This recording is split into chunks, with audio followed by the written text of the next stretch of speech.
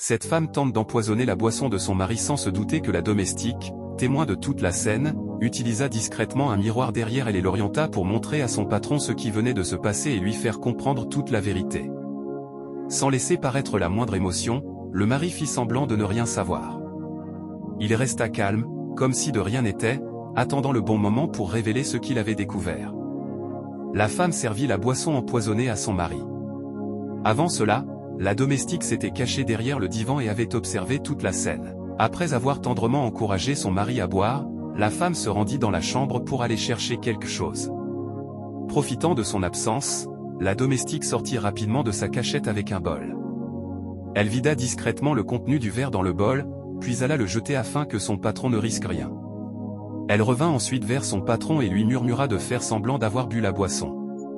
Elle lui demanda aussi de simuler les effets du poison afin d'observer la réaction de sa femme et de confirmer sa culpabilité. Lorsque la femme revint de la chambre, elle demanda à son mari, « Chéri, tu as déjà fini la boisson ?»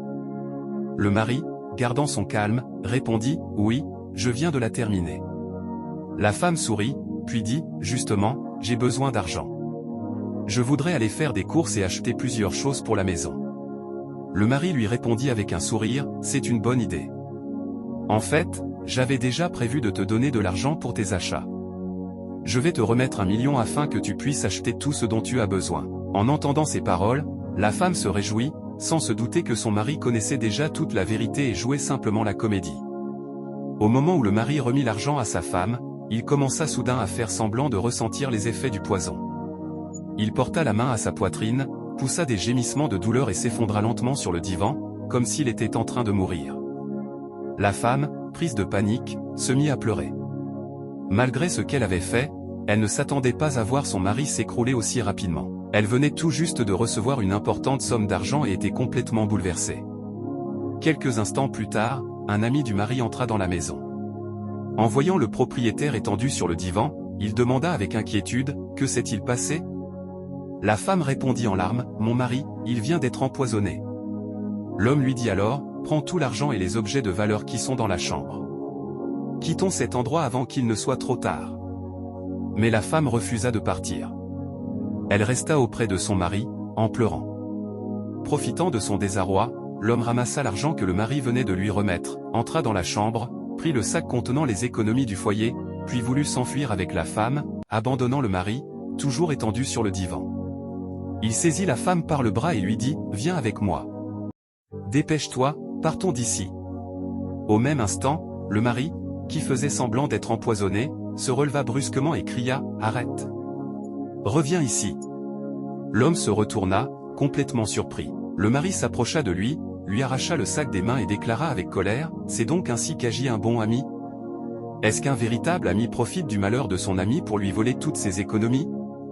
Puis il ajouta, « Quitte immédiatement ma maison. Sinon, j'appelle la police. Ce que tu viens de faire est honteux, et tu t'es rendu complice d'un acte très grave. » En entendant ces paroles, l'homme prit peur.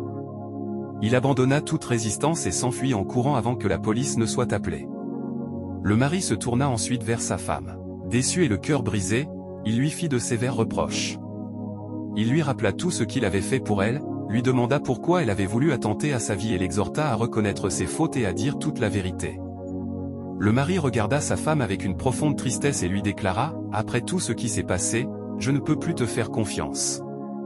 Quitte cette maison immédiatement et ne reviens plus jamais. » La femme baissa la tête, sans un mot, puis quitta la maison, consciente des conséquences de ses actes. Que cette histoire nous rappelle que la vérité finit toujours par être révélée. Je prie pour toutes les personnes qui regardent cette vidéo. Que le Seigneur vous protège, que le Saint-Esprit vous éclaire et que tout complot préparé contre vous dans l'ombre soit dévoilé par la puissance de Dieu Tout-Puissant. Que Dieu vous garde et vous accorde une longue vie. Amen. Si cette histoire vous a touché, écrivez « Amen » dans les commentaires, aimez cette vidéo, partagez-la avec vos proches et abonnez-vous pour ne manquer aucune nouvelle histoire inspirante.